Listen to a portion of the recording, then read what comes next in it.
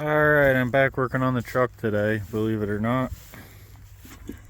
Got me new air filter. So pretty.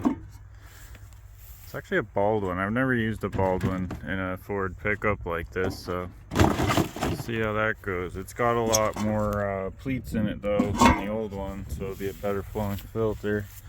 Got a new accelerator pump diaphragm. Got to stick that in yet. None of the gaskets ripped or anything, and the gaskets on the screws are in good shape. So that was not a problem. And I got the anybody that's taken one of these lines out of this strainer inlet assembly knows these can be a real bitch, but I got it out.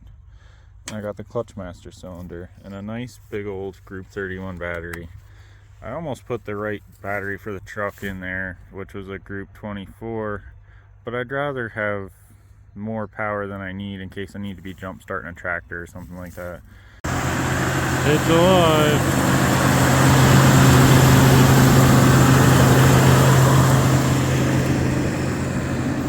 Electric choke works and everything. Got a little bit of smoke coming out, but it's been sitting a while. Nice and quiet. Yeah, it's this stale gas that smells terrible. I'm curious if it'll idle once I kick the choke down.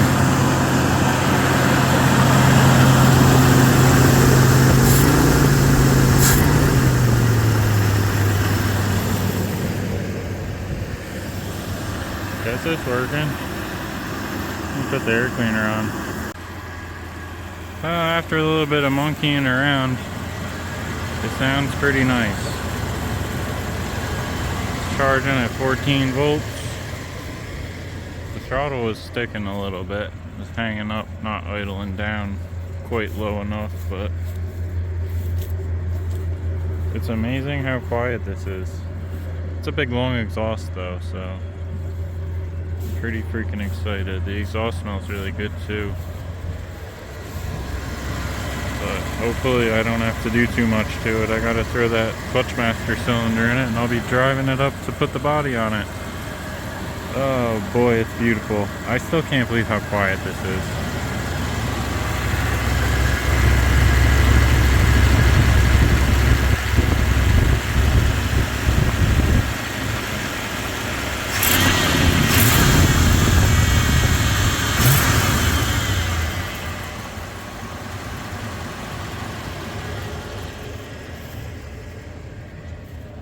Should be fun. Here's a handy tip for getting the roll pin out of the clutch master cylinder line here. Piece of wood's probably the best thing, but stick something between the clutch master cylinder and the power booster. Take your air cleaner off and you can pound the pin right out. If not, it bounces around too much because there's nothing holding it back, but I got this pin right out and it's quite rusty. Just a little trick. Fun. Well, that's off to a good start. It's finally moving under its own power. Tires are flatter than they looked. It looks like my four-ways are working in the back. Alright, I've got a right turn signal, but I've got no left for some reason. Don't know what the deal is there. Oh, we'll figure it out though. I'll try again. Left. Yeah, nothing. Minor details. The gauge cluster doesn't seem to do much. Here we go. Pulling the headlights. I don't see anything lighting up in the dashboard. I don't see anything lighting up at all. That light doesn't work, so my headlights are on. I've got nothing. That's not good. Oh, I've got headlights. I've got no marker lights though. I wonder if I have taillights. I do believe that circuit has its own fuse, so I'll have to figure that out. But anyway, I got my truck running. Sounds pretty good. Just driving. The clutch works nice now. Sounds pretty good though. It's been a while since it ran, so it's going to take some miles and some super through it, but We're getting close. We're getting close. I've been working on the truck again today. I got the L-Pack bolted down. I actually used chipper anvil bolts. I think I have 2 over here. But on a Bandit disc chipper, this is what holds your anvil and adjusts it back and forth. And all the anvils come with a hardware kit. So I had a few from working at the rental store. I got the box mounted with 4 of them. The front mounted up pretty nice. I didn't actually even have to drill any holes. There was holes in close enough to the right spot for the fit I was after. And I got the L cut off of this side. As you can see, sprayed some nice rusty metal primer on there. So now my bed's bolted, well, my body's bolted down. My, what do you call it? Box is cut off, ready to go for the other bed to be put on there where the torch wells are gonna sit. And I've got my bed mounting figured out. So I'll get that fabbed up before I show you. But so far this is turning out pretty nicely. Well, it went and ran out of daylight on me, but I got my body adapters tacked up, ready to be welded and drilled. I'll show more about these when it's laid out, but there's going to be one on the front and one on the rear. The rear is going to be using those nifty chipper things as well, and that hole was already there. That was a taillight hole, so I'm not putting stock taillights on. That ends up being just about where the rear mount for the bed is going to be. So I still got to put all my stuff away, and it's dark out. But I got a lot done. Hopefully tomorrow or the next day, I'm going to get the body out and on. I'm glad that that box came off as nice as it did to get the toolbox, or not the toolbox, the torch wells to fit up in there the way it's supposed to. But that's it for today. Well, I've been busy. I got these body adapters all welded up. And these turned out pretty nice. This is some 3-inch heavy wall tubing I had laying around. There's what's left of it over there. I welded a piece of channel underneath of it upside down, so I'd have a spot to put my bolt, and it actually goes up into the bottom of the tubing too. I was gonna put wood in between here. I decided not to, cinched it down good and tight. So what we've got going on here is there's 2 locators down inside, keeping the entire adapter from shifting side to side potentially, which it won't. These will hold it down just fine. And on the top, these will locate the insides of the frame rail on the other bed with some room for wiggle, because nothing's perfect. And I was originally going to put wood on these too, and I decided against it.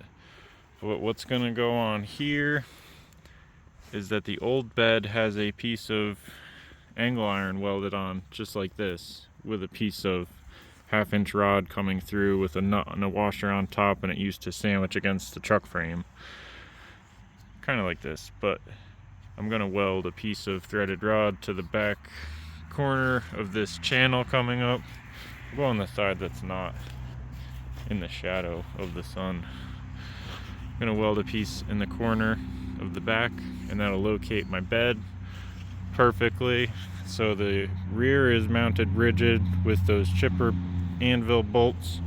The front I made basically the same setup, but I've got threaded rod on each side, and I cut a plate for each side of the bottom. That's still loose. That's got to get located. This one I'll probably just weld the threaded rod right in the center of it. Ideally the back would be in the center, but it worked out just well doing it that way, so it's going to be kind of adapt and go. On the deck of the flatbed that's getting put on here, the biggest reason for these adapters, and specifically the channel on the bottom, not only to make this easier and come together pretty simply and beautifully in my opinion, I'm going to have just about a half an inch beneath the frame of the old flatbed, so I should have plenty of clearance that it's going to tuck right up against the top of this nicely, and it won't look like total trash. Now I have to get that thing drug out, and I don't want to, but I will. I also got my old bumper drug out here. I need to paint that silver and make adapter plates to bolt it to the front of this frame. It's a little bit different than the truck I had it on, but it was pretty cold last night. There was frost on the windows of everything. Let's see how this thing fires up. I haven't had it run yet. Today, anyway. I hear the electric fuel pump going. It's pretty stinky in here. I think there's a mouse nest in the heater box. So I just like to give the gas a couple good pumps. Got her in neutral.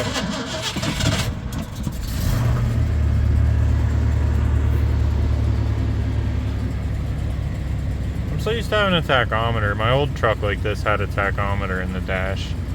Definitely get used to looking at it. I backed the choke off a whole bunch because apparently the little electric spring is not functioning quite properly, and it was holding the throttle open still. It wasn't letting the little cam slip back to let the throttle down to idle. So it only gives it like, I don't know, this is probably only half choke, but that's all a truck ever needs if it's working right. You heard how easy it fired up. I actually gave it 3 pumps. I probably could only give it like 2 little pumps, and it probably would have popped right off. But my process with this truck is I usually let it idle for a while on its little high idle setting, because it's a nice, comfortable speed. Sometimes these idle way too high, but for me that sounds perfect. That would be good enough in the winter to get the coolant flowing enough to get the windshield defrosted. I'm gonna get this thing moved. I have no way to hold the phone, or I'd take you for a ride with me. But I guess I could try. Let's try. In the name of entertainment.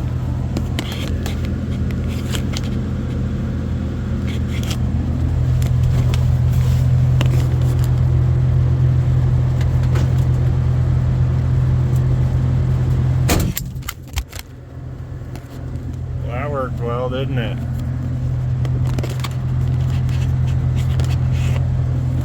New plan. Hopefully y'all can see what's going on. Probably not. Ah, listen to that idle. That's one good running 460 right there. I had a brake hanging up when I drove this up here. Something's still a little stiff.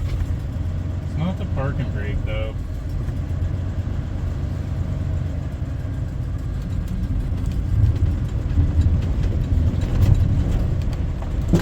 And my fuel tank is still just flopping around in the L-Pack box. I need to address that. Now, I thought this was a New Process 435 transmission because of how mystery shift like it is, but it does have a synchronized granny lobe first, so it is indeed a four-corner T19, which is good because I like them better. Ooh yeah, something's definitely hanging up.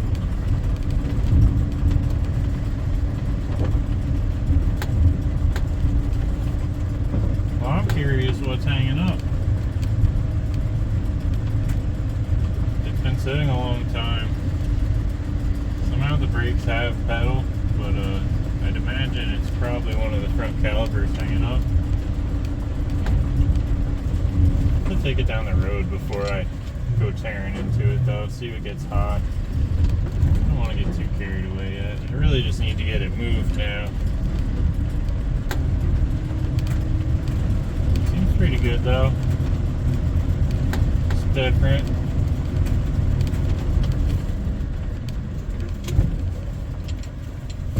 Cool truck. I'll have to jack up the wheels and see which one's hanging up.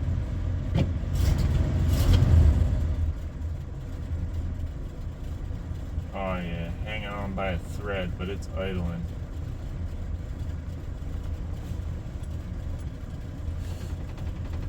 It's a beautiful thing.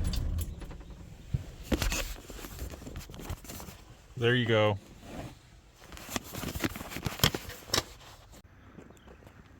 Well, I didn't film any of the action, but we got the body on today. My brother gave me a hand getting it set down. Look at that nice gap between the front of the flatbed and the L-pack. It's almost like I know what I'm doing. And we've got plenty of clearance between the cab and the L-pack because there is rivets and a little curve in the frame there. So it's really as close as you want something anyway. Right here, that's what I consider the width, even though there's all this. That's technically about within reason. I ramble on about random stuff, but these things happen. I'm pretty excited about this. I'm just trying to find the words. It's not bolted down yet on my rear. I'm actually going to weld the threaded rod to the back of this channel, not on the inside, because it puts us just in the perfect spot in the front. And you can actually see on this side, I'm just going to put threaded rod through the top of this and weld it to the middle of my body adapter. But it turned out pretty nice. I'm at a real good working height. I don't know if you can see, but it's about waist height right there. When I open up the old Montezuma box, I can actually like see what's in there now, which is nice. But as much as it looks like there's a lot done, there's still a lot of little stuff on this truck. I've got custom wheel wells that I'm going to be putting into it. They're actually plastic. I need to get the rear lights situated, and I actually found a couple piles of old parts. I should be able to cob together all my rear lighting out of used parts that I have and used wire that I have, and also get my fenders that I've been talking about real quick mounted over top the wheels. I need to get the right size mud flaps on the back because this was off a single wheel, as I had mentioned. But if you notice, it was off a single wheel, but our tire's not too far out past the bed, which is nice because the truck's, I like when the wheel's just about the widest part. That way if anything's gonna rub, it's a nice little rubber tire and not my truck bed. I've got the jack under this side because the two tires were flat. By the way, that jack under there looks like an old Dayton bottle jack, was inside that toolbox when I cut it open. Oh no, actually there was another jack in this side. That was in this side, the gone side. But for anybody that thinks this is a cool project, thanks for watching. Sorry I didn't really upload any of the real technical action-packed events because it was pretty heavy on the front of the tractor. This is the frame that was on the bottom of it. I just had those 4 pieces of angle iron welded. But I'm actually going to be taking this frame now and using it to build a trailer underneath, ooh, there's a cigarette, underneath the shed over there to get the shed out of here. But that's where the wagon was, obviously, but I need to get all my stuff out of here. So, ooh, let's get back to Zoom. But that's the truck. Thanks for watching, everybody.